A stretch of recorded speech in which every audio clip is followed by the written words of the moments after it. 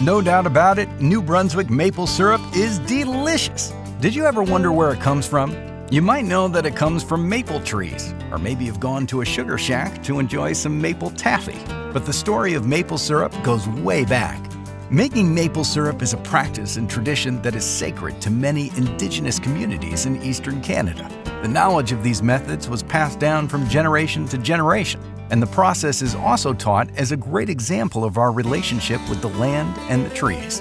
While we call them maple trees, the syrup doesn't come out directly ready to bottle. The trees must first produce what we call sap. It looks just like water, though a bit sweeter, and flows through the tree, like the blood inside your veins. Believe it or not, the sugar is actually produced by the leaves, who take energy from the sun and store it as sugar to help the maple tree grow. Many places in North America have maple trees, but it takes more than just the tree alone. It also takes the right combination of temperatures to allow the sap to start flowing through the tree.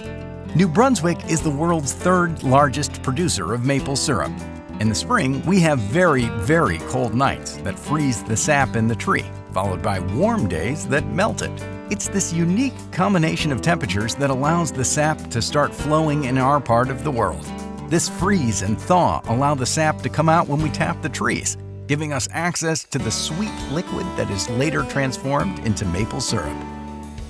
Tapping means making a small hole in the tree to collect some of the sap. For most producers, tubes are added to the tip of the tap, which help to vacuum pump the sap to big holding tanks at the maple sugaries. Once collected, the producers will boil the sap until all the water evaporates and reaches a sugar concentration of 66%. Boiling maple sap in this process not only concentrates the amount of sugar in the solution, but also adds the sweet flavoring, resulting in the delicious maple syrup we know and love. This is not a fast transformation. It can take days of boiling the maple sap until you get syrup. This is why some bigger organizations will use a process called reverse osmosis, allowing to remove a significant amount of water from the sap before being put in an evaporator. This speeds up the process and allows the producers to save valuable time and energy. Did you know it takes 40 liters of sap to make 1 liter of maple syrup? It's true. More than that, as soon as we make the syrup, producers can boil the syrup longer to create other pure maple products, like maple butter and maple sugar. Maple products are a staple of Canada culture, and here in New Brunswick, we are proud of our quality maple syrup.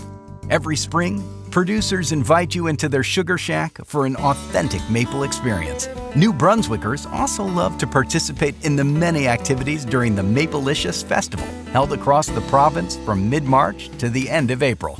Life is definitely sweeter in New Brunswick. Ready to visit the sugar shack again? Let's go!